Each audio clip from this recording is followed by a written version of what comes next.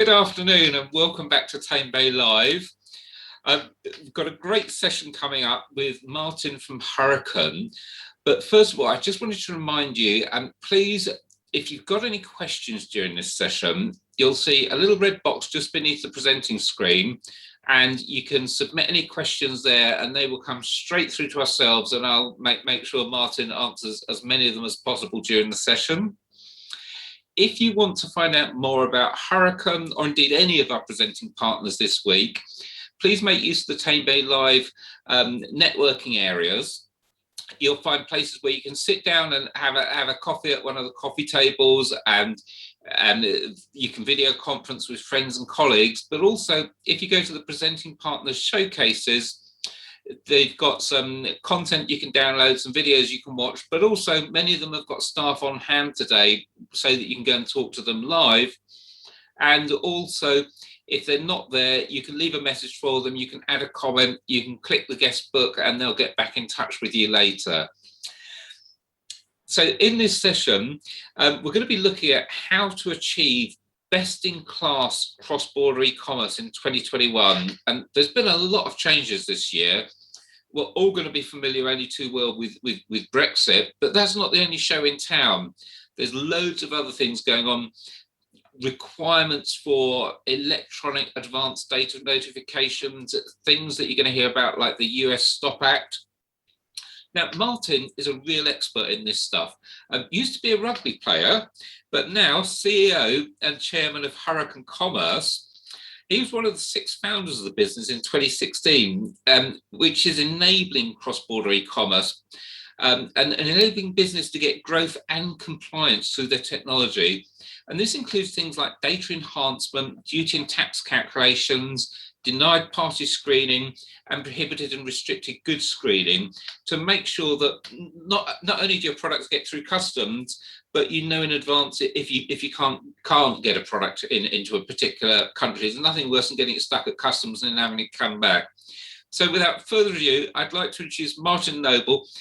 Many of you may recognize him because he was co-hosting on Tamebay Live on Monday. So welcome back, Martin. Welcome back to Tamebay Live. Thank you, Chris. Did like the tenuous link there between sort of like rugby players and CEOs. Yes, I have damaged numerous brain cells over the years, and whilst this is quite a complex subject, it's not that complex. You know, we're actually about simplifying the complex.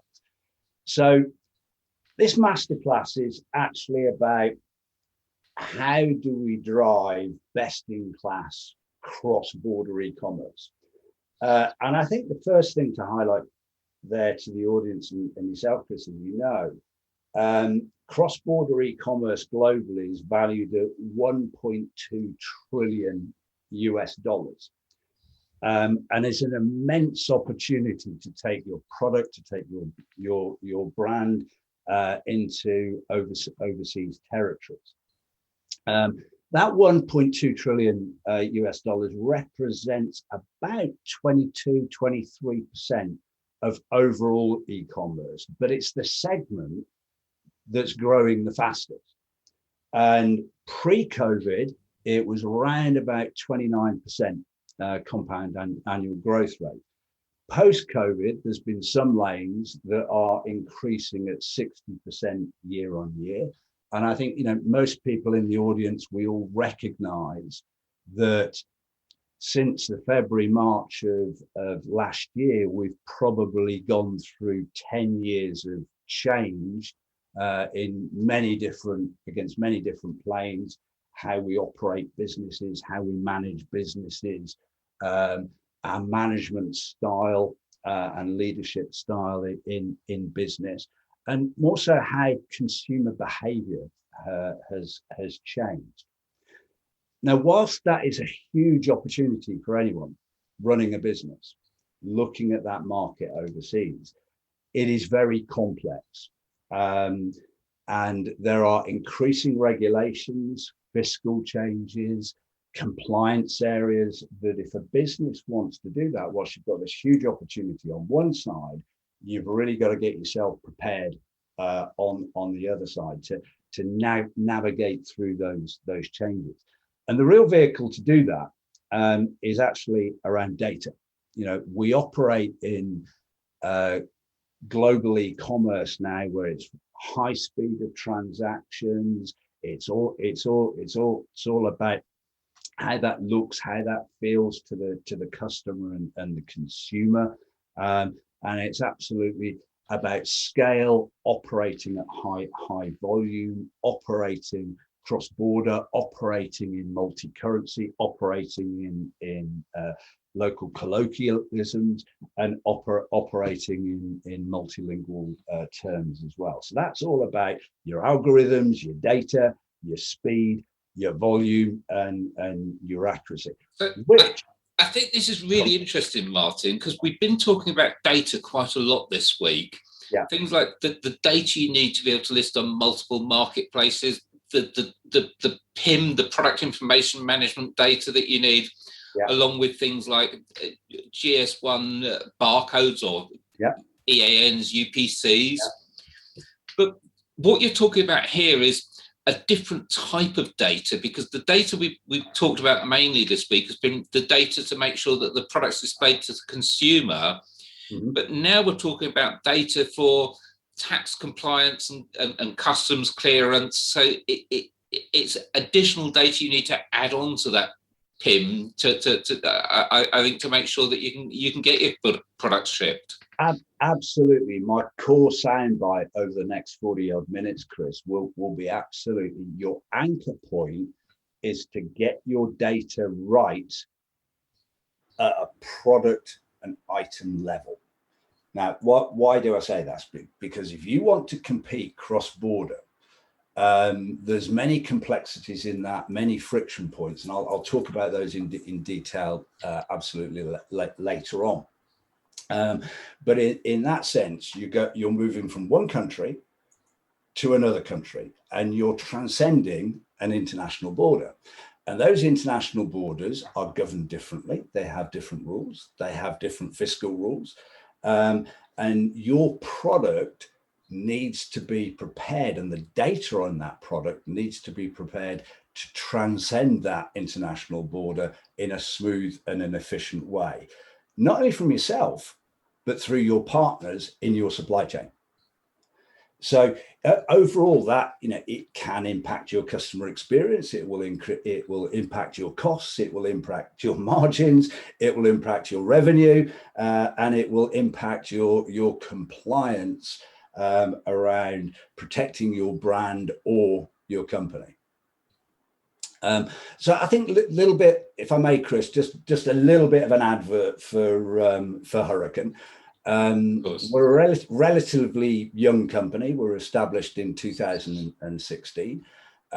We are capitalized at global scale. We've gone through that typical transcension of starting a business where it all goes into, you dig deep in your founder's pockets. Then we went through some pre-seed and we closed out a Series A at the back end of last year, which we were oversubscribed for, which is great. So what do we actually do? We're a global partner for cross-border e-commerce data. And coming back to your point, Chris, it is actually about data. And in that sense, we look at artificial intelligence technologies. We utilize high scale technologies. We utilize real-time service. None of our services are batch processing. It's all real time, because at the pace of change that's driven by the consumer, we need to operate at that scale and help our customers at that scale. We look at the boring stuff like duty and taxes and compliance screening. But if you want to compete in this massive opportunity and steer your way through those regulatory, tax, border and compliance issues, you need to do it at speed, and your anchor point is absolutely around the data. And in that, the short time that we've been in existence as a business, we actually support over 50,000 cross-border retailers globally. We have companies in the US. We have companies in Europe. We have companies in the Middle East. We have companies in Asia, and we've even just opened up in China. And I know you'll joke about it, Chris, but that's where I lost a lot of my hair. You try getting a SaaS-based business behind the Great Firewall of China. It ages you a little bit with the regulation. So we're now operational there, and we're helping marketplaces and retailers outbound out of China. But for a relatively high-tech, young organization, we are a bunch of grey hairs. And in that sense, we have 250 years of experience in cross-border logistics, cross-border 3PL, e-commerce, technology, and compliance. So let's dig a little bit deeper into this then. What do we need to know, and what have you got that can help us? Okay, so moving swiftly on, Chris. So I'll talk about the friction points in cross-border e-commerce, how that might impact and what you need to do now with some of the fiscal changes that are going on. Best demonstrated practice in the cart, because that's actually about your customer experience. Coming back to what we mentioned earlier on, getting the data right at source, your critical first step. I'll talk about prohibited and restricted goods, about the sharing of your data through your supply chain. Denied parties is quite often forgotten, but it's something that's coming up the outside rail very, very quickly, particularly even if you're dealing with customers in China or Asia. It's not just a US Europe thing. It's a global thing. Looking at some of the impact of that, where it could go wrong on the finances of a business, what you can pragmatically do here and now to prepare yourself. You asked me to touch, Chris, a little bit on the VAT modernization within Europe on the 1st of July of this year. What's happening there? Lots of people will have heard about VAT changes, particularly if you're doing business from the UK into the EU, i.e. a third country now because of Brexit. I'll talk a little bit about that, and then I'll try and summarize it in very much how shipping is now and the Americans call it shipping, as part of your brand, as part of your company proposition, how shipping is absolutely critical to your customer's experience. And where the cross-border bits are a little bit different, that you need to get right in that sense. So we've got quite a lot to get through in the next 45 minutes. Absolutely. So just so like coming back onto it, huge opportunity globally, and it's about opening the world to buyers and sellers, however, protecting them from that quickly changing regulatory and fiscal environment. Certain impacts on that. You've got increasing number of restrictions on trade, merchandise due to economic sanctions and trade tariffs. And don't forget, the world is on a turn that's becoming more and more nationalistic policy. Whatever country you're looking at. You're looking at fiscal changes where countries are eliminating relief on low value parcels, where declaration of all parcels, you have to declare every single item in every single consignment, in every single can that crosses a border nowadays. There's increasing numbers of denied parties where our governments on parties, countries, entities, individuals they want us to trade with and don't want us to trade with. Tax declarations and rules, how that is changing. Looking at elements around your product, which is very, very much around the thing that caught everybody out in Brexit. Okay, we got very short notice around that, but there was two main elements there, Chris and the audience, around what happened really with Brexit. One was the removal of relief for low value items. But the second was actually, where is the country of origin, or the majority of the country of origin of that product that you're selling? Because it will attract different duty rates depending upon that origin. And I think the other thing, coming back to data, which was your main point, is the authorities that we're dealing with in cross-border and enabling our business to trade cross-border, they are becoming increasingly automated at scale. It's no longer when you and I started, Chris, many years ago, where it's all paper-based. Yeah. It's actually data-based now. And I often use the phrase, it's all about first file and last mile in the shipping experience. And that first file is absolutely critical for smooth transition through borders. Because it used to be the case that you'd fill out a customs declaration, send your parcel off, and when it got to the border in the other country, if anything was wrong, they just sort of scrub it out and say, we don't agree with that, we're going to change it, and pass it on through.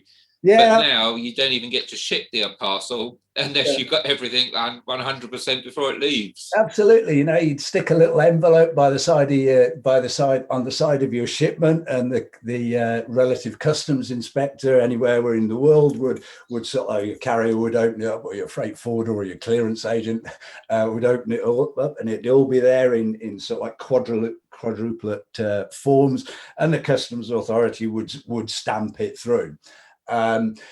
Nowadays, that's all automated. It's done by algorithmic mechanisms, and there's some really smart forensic systems around the globe, particularly in North America, where they are particularly looking at forensic mechanisms using actually third-party companies, and these are not administration-owned companies. They're third-party companies, really smart, high-tech companies out of Silicon Valley that are looking at the origins of product, the value declaration of that product, to not only help stuff like the opioid issue that they have in North America, but looking for parties that are under declaring product and the value of that product to spliff under GST or duty thresholds.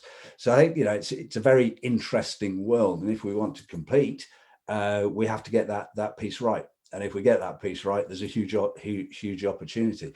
So I think if I go to let's talk about our customers first. So particularly in e-commerce, it's about the cart, and whether you were sort of like just trading domestically or trading internationally, there's your typical cart. What it is, added up, gift card, promo cards, shipping free, shipping charge, however that is, and then the cost of the good.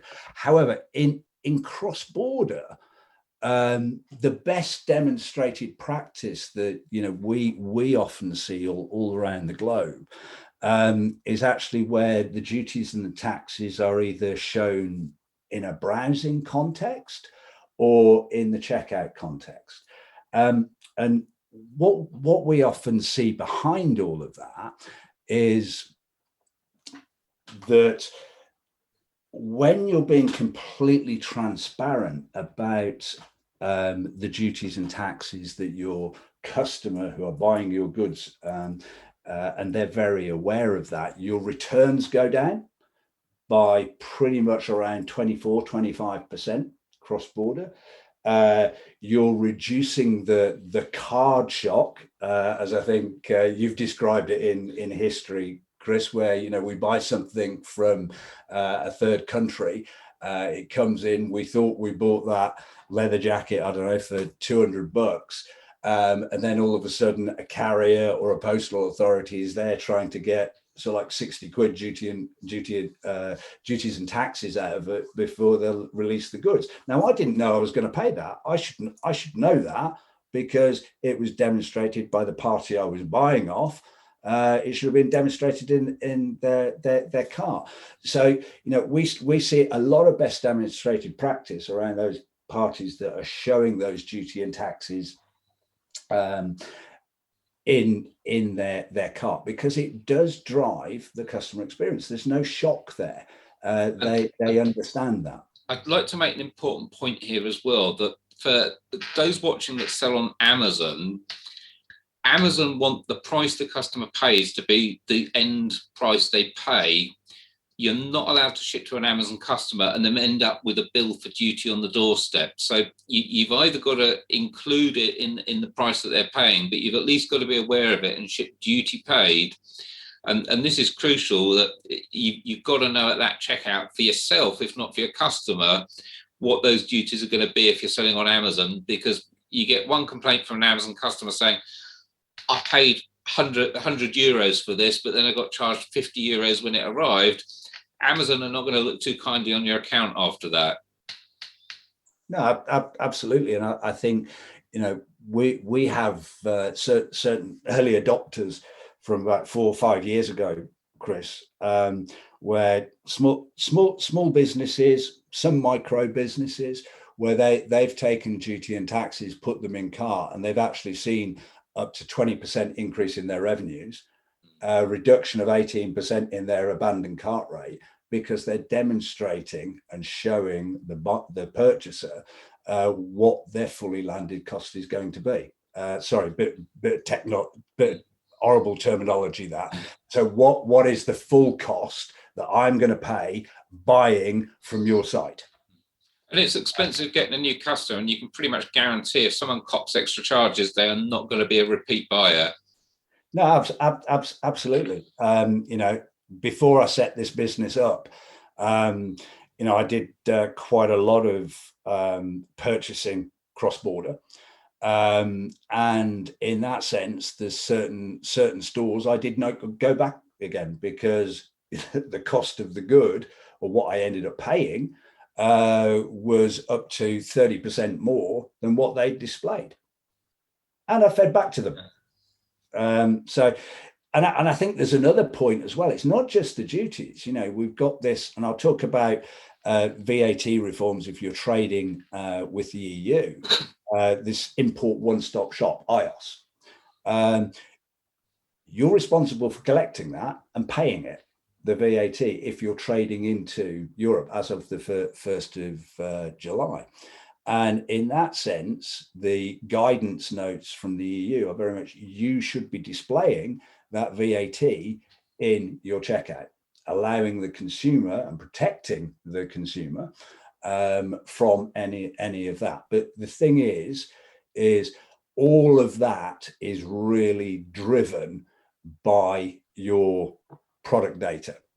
And I think there's another thing as well there that I just want to quickly mention, Chris, is the calculation of VAT, particularly trading with the EU, is not just a VAT rate. And don't forget, the VAT rate in various countries in Europe ranges from 17% to 27%. It's not just a flat charge against the cost or the selling price of the item. What it actually is should incorporate also the insurance and the freight. So don't get caught out, because the EU will be coming back to basically say, well, have you calculated this rate? Have you accrued enough VAT to pay that VAT into the EU and then onto the country of destination, i.e. where the consumer actually lives and purchased the goods. So it's getting increasingly complex. Here's an interesting one. So that product classification. So you mentioned earlier about product information notifications, product information files, so on and so forth. For cross-border, it's all about this lovely stuff that people like to talk about: product classification, harmonized code systems, combined nomenclature, tariffs, etc., etc., etc. So I'm going to try and simplify that for everybody. We call something sandals. We know that. That's how we display it to our consumers, so on and so forth. Customs authorities around the globe speak Martian. It's completely and utterly different. So one of the more complicated chapters in customs is actually, funny enough, around footwear, because it is quite a very old product and has developed through time. So in terms of product description of what we may call sandals or Chris's sandals as a product name or brand, in customs language, it's called footwear. It's then subdivided into various different chapters, i.e. the number of numbers in what's called a harmonized system code. The harmonized system code only goes to 6 digits and is common to every single country in the world. 6 digits is common. And it chunks down in 2-digit forms of whether it's the upper is made of textile, whether it's made of plastic, whether it's made of leather, whether the heels are over 3 centimeters or under 3 centimeters. But as you can see there, the subtle differences in duty charges for getting that correct or incorrect. So getting this data absolutely correct at a product level can have the impact on you, depending on how you're shipping to the client, under what Incoterms, so deliver duty paid, DAP, etc., etc., etc., and your end customers. And then it gets even sort of like a little bit more complicated. So if you look at the EU, there are different duties on ceramic tableware that can range from 4% to 12%, and don't even get me on cheese.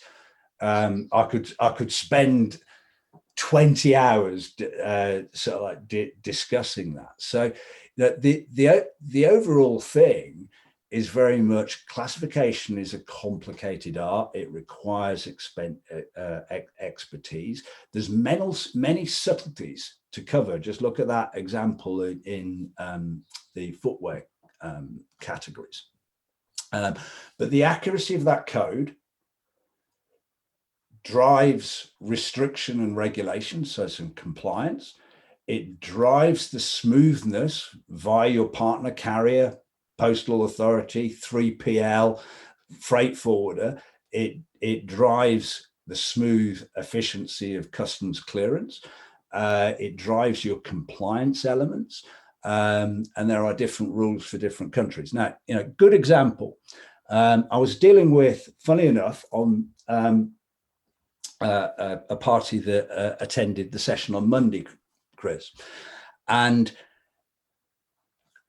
in one of the networking sessions afterwards, he said, Martin, we've got all this covered. I said, that's great, brilliant. So what have you done?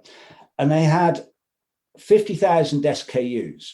And across those 50,000 SKUs, and they were in fashion, high speed fashion, mainly teenage fashion. And across all of those 50,000 SKUs, they were using 6 codes. 6? 6. That can't be right. 1, 2, 3, 4, 5, 6. Okay.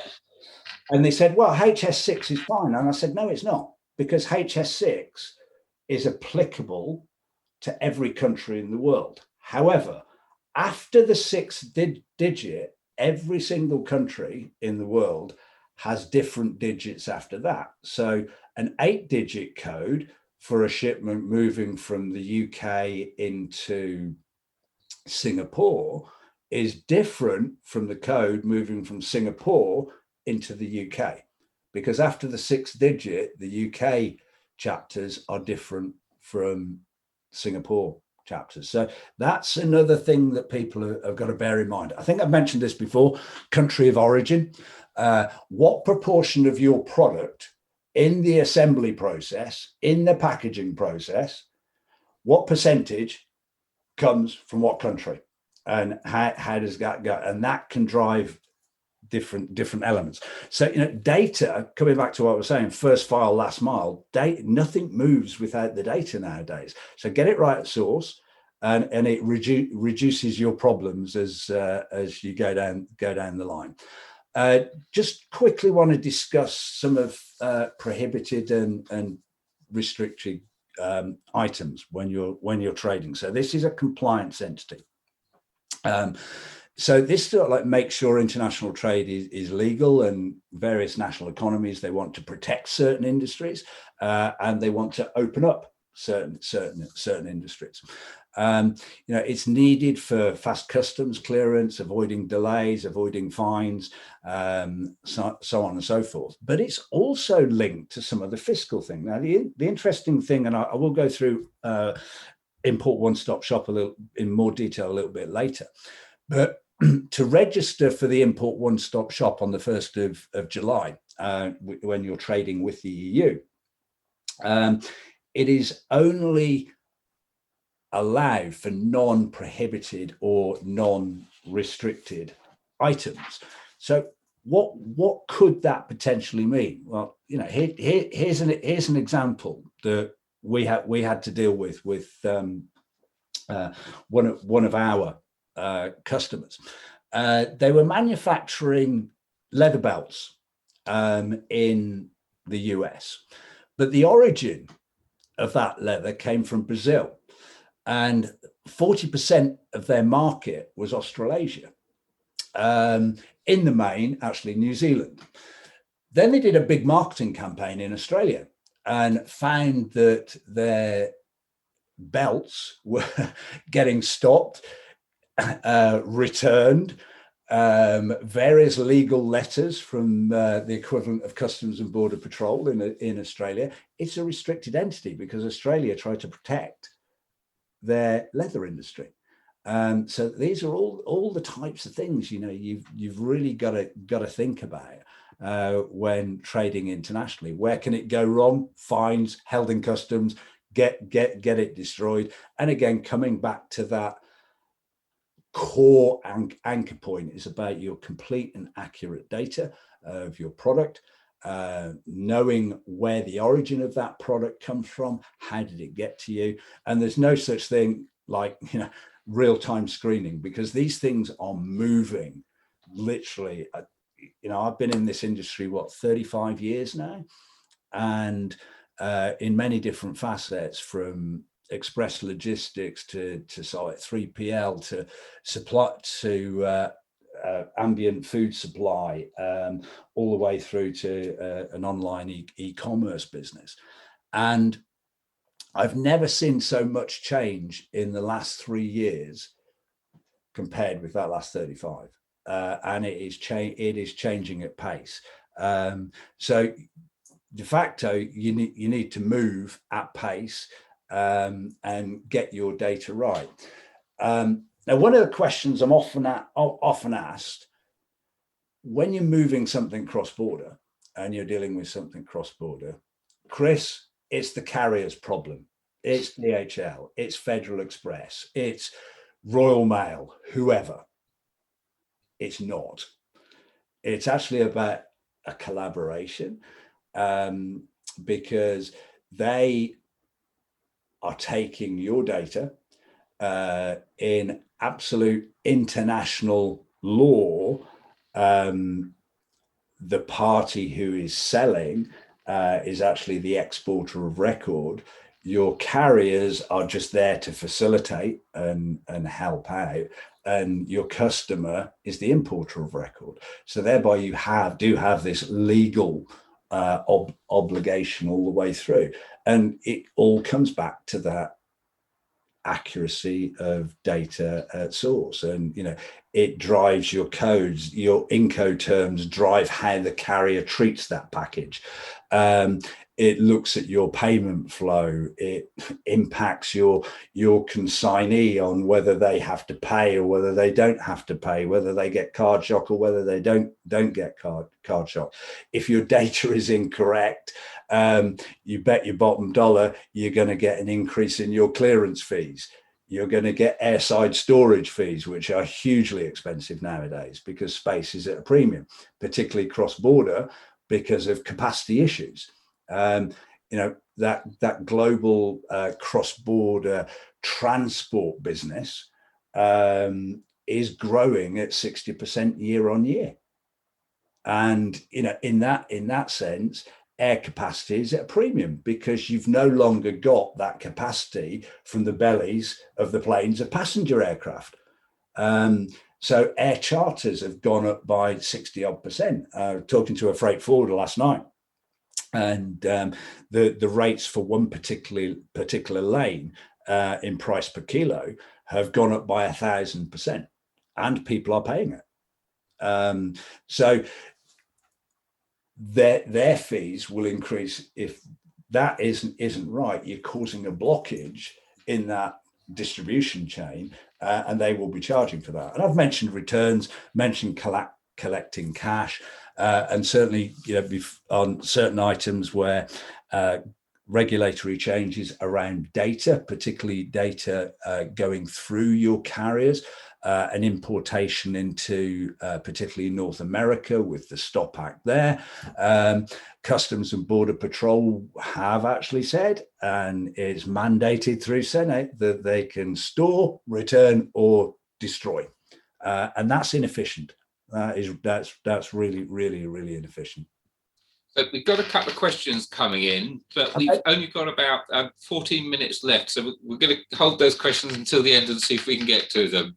Okay, so I'll quickly touch on denied party screening. So if you're trading internationally, you are responsible from wherever in the world to screen for denied parties. The denied parties are individuals that national governments do not want us to trade with, or countries that they don't want us to trade with, or certain products that they don't want sold to various third parties. There are currently 372 denied party lists of origin, EU, UN, OFAC, etc. And again, a common misconception, it's the carrier's problem. It's not. Good example, if you're trading with the US, one of my previous employers in the Q1 of 2019 was fined $21 million for denied party offences. The current levy at this moment in time in the US for a denied party offence is $308,000. It's not the carrier, and they will go after everybody in that supply chain to get that. So fines can be very substantial, and I know of 3 cases where actually the CEOs of companies have been jailed for repeat offences. So let's just talk about some of the financials beyond the cart that people should be aware of, that again is data driven. There's obviously VAT, there's new EU regulations where whatever value of the good that's going into the EU will be charged VAT. I think one of the key things here is marketplaces are responsible for calculating, collecting, paying, and retaining the records of those transactions. The VAT of country of destination applies, so that could be anything from 17% to 27%. But don't forget, some of the national governments within the EU are now starting to put different VAT rates for different categories of product to boost various sectors post-COVID. Be very aware of that. And we know of 80 of those at this moment in time. I think the other thing to remember is, I've mentioned earlier, a very simple lesson around what a 6-digit code is. There are certain countries that are really attacking this. Any of the audience that is trading with Ireland at the moment, forget the complexity of Northern Ireland, Southern Ireland, but Ireland at this moment in time, Irish customs are absolutely slamming everything on 10 digits. There's one marketplace at this moment in time that has 47,000 goods that are stuck on the Irish border because of incorrect product classification and digit allocation. 47,000 products. There are currently 100 tons of material from one particular carrier, Asia into North America, that sat on the deck at JFK Airport because one code is incomplete on an item within a shipment out of all of that material. So the world is changing. So get it right, and we prevent ourselves. And this is not just a Brexit. It's not a North American Stop Act. It's not a VAT modernization in Europe issue. India has changed all their VAT import tax loopholes on gifts. Their VAT has been restructured. You've got new trade deals that if you're dealing with some of the countries within the Asia Pacific area, their tax and duty areas have changed. There's VAT and duty changes going on in the layered tax thresholds in Brazil as well. So all of this change is going on. So please be aware of it. So very much, what can you do? So this is the interesting bit that I think everyone's been waiting for, is how do we deal with it? Okay, how do you deal with it? Number one, go through all of your products with a fine-tooth comb. You do not need to be paying rates of £400 per line. That I know some rates are out there in the market. You don't need to be paying £400 per line to classify each of your products. Get those products absolutely right, and be very aware of the country of origin of that product. Your VAT needs to be correct, calculated correctly, paid, documented, and recorded for 10 years, particularly if you're dealing with the EU. Think about your customer experience. Get your duty and taxes in cart. Improves your customer experience, reduces your returns, and increases your retention and reduces your customer service inquiries. Think about your shipping terms. In our business, in B2C e-commerce, the most effective manner all the way through is ship everything, deliver duty paid. You're collecting your money up front. You can disperse that money. You're in control. You front end your cash flow. End customer knows what they paid. You know what they've paid. And it is a far better experience and better for financial flow. My whole recommendation around the VAT modernization would be register for IOSS. It's cheaper, it's more efficient, it's more effective. Yes, the traditional routes of clearance will still be the same, but I do know a lot of the carriers will be charging, and I know of 3, even the postal operators will be charging from €15 up to €25 for that clearance mechanism if it doesn't go through IOSS. Somewhere in that distribution chain, that will be charged back to you. So again, be aware. And there's plenty of support around. Get the expertise in-house, which particularly in the UK is very, very difficult at the moment because of all of the jobs going in customs and excise, or work with a partner, collaborate with a partner, collaborate with your carrier.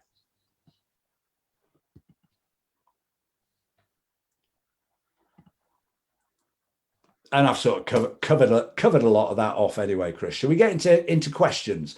Yeah, so I've got a couple of questions straight off the bat. The first one is, you're suggesting that we deliver duty paid, which makes sense. But realistically, for low value, low weight items, Royal Mail DDP is very, very expensive. And every carrier out there seems to want to add on sort of €5 to €10 for DDP. Mm-hmm.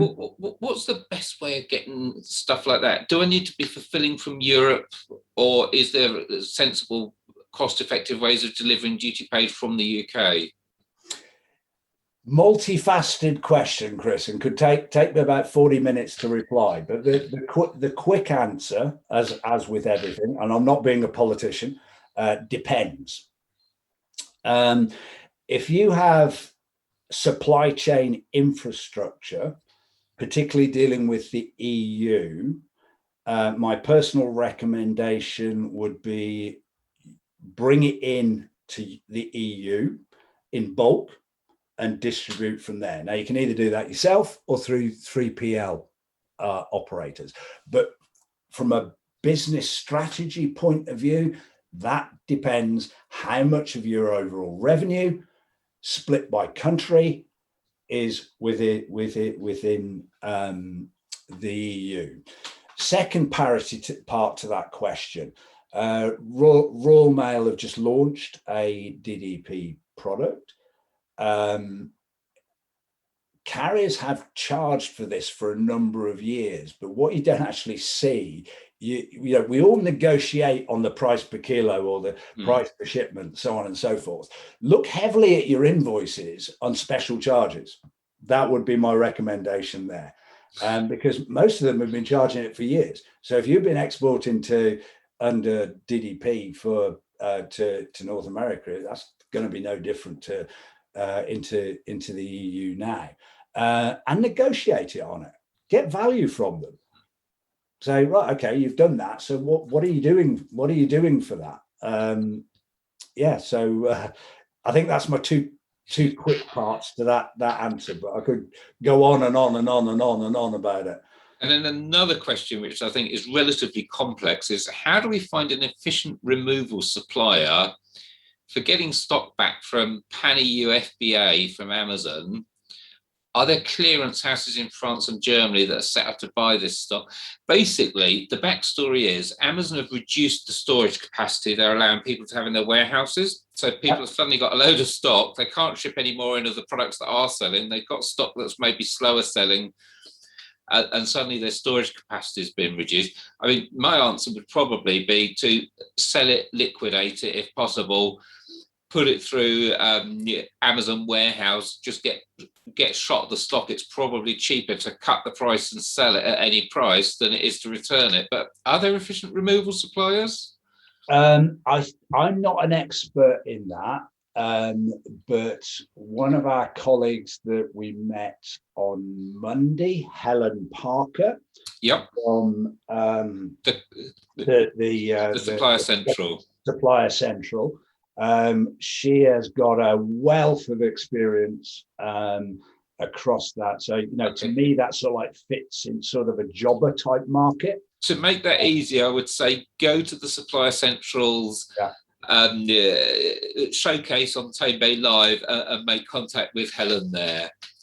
So another question, what is the easiest way to screen for denied parties? I think you frightened someone with the fines. Right, it is the easiest way to do it.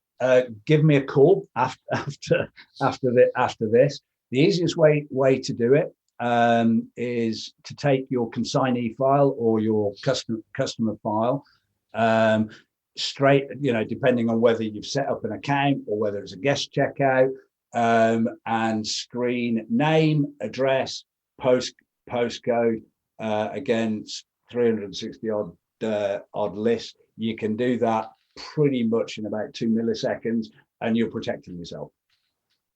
We are seriously running out of time, and we've got some really interesting questions like which are the easiest countries to sell in, starting cross-border, and with the complicated EU import, what types of products are actually simplest for import duties and EU exports. And I'd like to ask people just to contact you that have asked these questions and get in touch, either direct through the Hurricane Commerce website or through the showcase on Tamebay Live. Because I'd just like to spend the kind of last 60 seconds. Just tell us a little bit about Hurricane and what you can do for who and how you can help people. Okay, so if we look at shipping as a key differential, I think you've got delivery options to your customers. That's through the span of carriers that you may use or through multi-carrier shipping platforms. Look at the information flow and grab hold of that information flow from your carriers. This is nothing to do with Hurricane.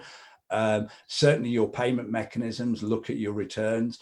But in terms of where Hurricane fits in, we can classify your product. We can do that real time. We can do that in 128 milliseconds out of your cart. Even if you've got no product information management data there, we can just do that from a name of a product, spin that through. Look at your prohibited and restricted screening. Get that absolutely right. We can do that in real time. We can calculate your duties and taxes in real time. And thank you, whoever asked the question around denied parties. We can screen all that in cart. And all of that friction point in cross-border e-commerce, we handle with data, we handle at speed. And I would challenge anybody in the globe to have as much information, up-to-date data banks, continually updated data banks, and anyone that does it as blisteringly quick as Hurricane, or as accurately. So I'm really sorry, Martin, we are bang out of time. I think we could have probably talked for another hour on this. I want to really thank you for your time today and encourage anyone that does want to find out more to just Google Hurricane Commerce and go to your website, or if you're on Tamebay Live today, go to the presenting partners showcases, and you'll be able to find Hurricane, and there'll be Martin and his team be more than happy to help you. Absolutely. We've got a 15-minute networking break, and then come back for the next session this afternoon. And don't forget to make use of the networking areas on Tamebay Live in the break. So Martin, thank you so much for coming back to Tamebay Live for the second time, and have a good afternoon. No worries. Thank you, Chris.